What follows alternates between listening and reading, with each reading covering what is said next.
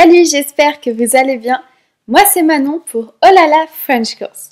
Aujourd'hui, je te propose une leçon de grammaire sur les verbes pronominaux réciproques. Qu'est-ce que c'est, comment les former et comment les utiliser?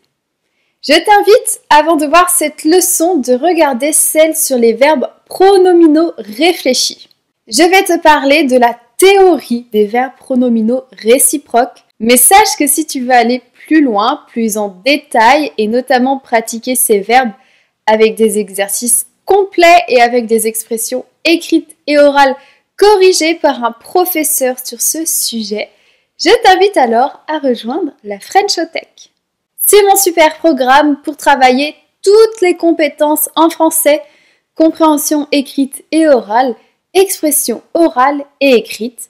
Ça va te permettre aussi d'enrichir ton vocabulaire formel, informel et quotidien, ainsi qu'améliorer ta grammaire. Tu auras aussi accès à la communauté secrète et privée de la French Course. Pour me rejoindre ou avoir plus d'informations, consulte le lien qui est en description. Les verbes pronominaux réciproques se construisent exactement comme les verbes pronominaux réfléchis. Ils se construisent avec un pronom réciproque et un verbe. Par exemple, on se connaît. À l'infinitif, on aura la forme suivante. Le pronom réciproque, se, et le verbe à l'infinitif. Par exemple, se connaître. Pour comprendre l'utilisation des verbes pronominaux réciproques, je vais te poser quelques questions. Dans la phrase « Je me dis que c'est mal », qui se dit que c'est mal?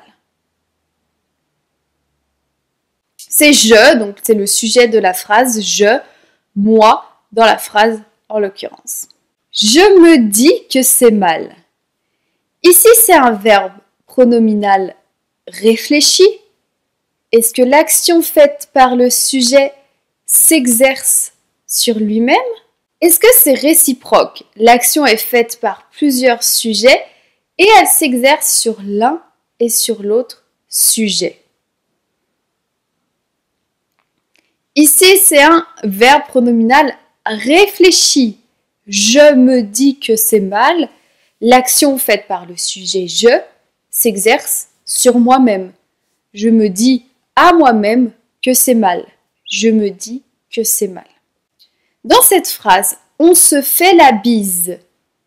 Se faire la bise, c'est la façon de se dire bonjour en France. On se fait la bise. Qui se fait la bise? On. Oui, on ne sait pas exactement, c'est pas précisé qui est on, mais le sujet ici c'est on. On se fait la bise. Et alors, on se fait la bise. Ici, c'est un verbe pronominal réfléchi. Est-ce que l'action faite par le sujet s'exerce sur lui-même? Ou est-ce que c'est un verbe réciproque? L'action est faite par plusieurs sujets et elle s'exerce sur l'un et l'autre. C'est un verbe pronominal réciproque. L'action s'exerce sur l'un et l'autre sujet. On se fait la bise l'un et l'autre. Alors, on utilise les verbes pronominaux réciproques quand le sujet, qui regroupe plusieurs personnes, donc le sujet, celui qui fait l'action, et l'objet, qui peut regrouper aussi plusieurs personnes ou une personne. Donc l'objet, c'est celui qui subit l'action.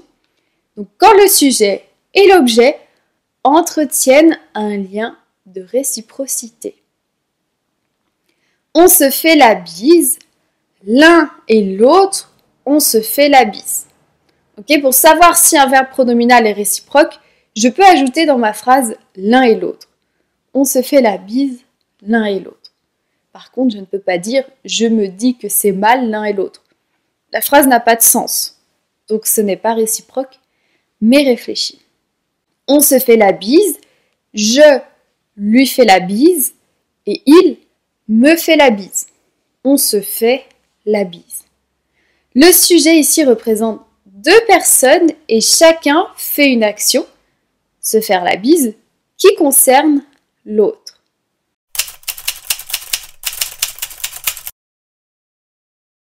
Alors, plus en détail, quelle est la différence entre les verbes pronominaux réciproques et réfléchis? Donc, les verbes pronominaux réfléchis, donc j'en ai déjà parlé dans la leçon précédente, ils s'utilisent quand le sujet du verbe agit sur lui-même. Par exemple, je m'expatrie. Je peux ajouter dans ma phrase moi-même. Je m'expatrie moi-même. Je et en fait le M' sont la même personne. C'est moi. Je m'expatrie moi-même.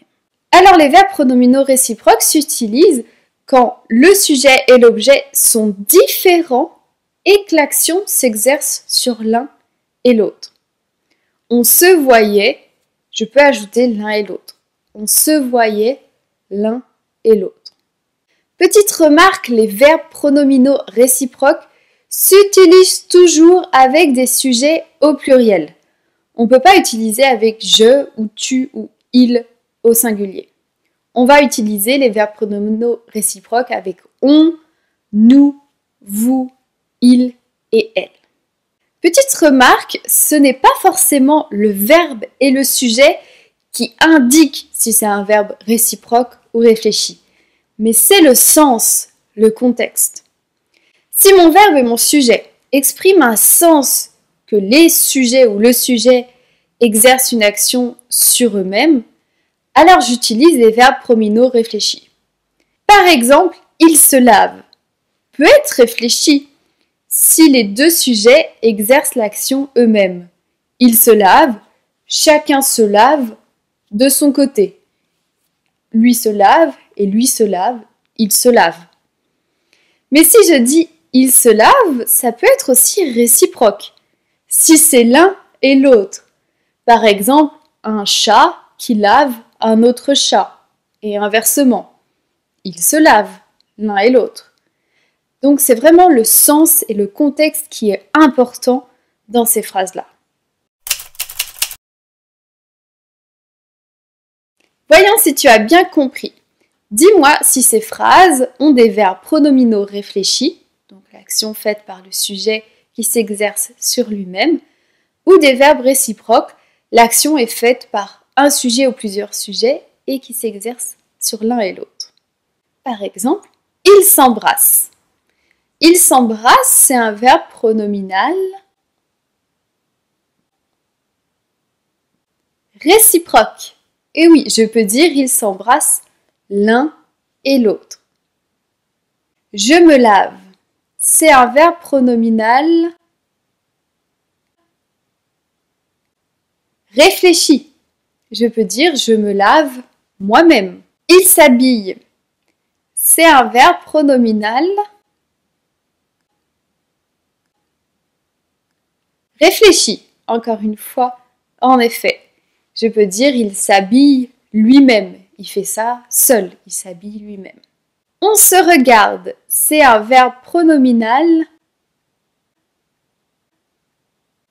réciproque. En effet, je peux dire on se regarde l'un et l'autre.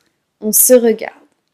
Et si tu veux aller plus loin, avoir des exercices complets sur les verbes pronominaux réfléchis, réciproques et aussi sur d'autres thèmes, d'avoir des expressions écrites et orales corrigées par un professeur natif, je t'invite à rejoindre la Frenchothèque. Tu peux trouver le lien en description. J'espère que cette leçon t'a plu. Si oui, n'oublie pas d'aimer ce contenu et aussi de t'abonner pour ne pas manquer les prochaines leçons. Et je te dis à très bientôt pour de nouvelles aventures, en français bien sûr.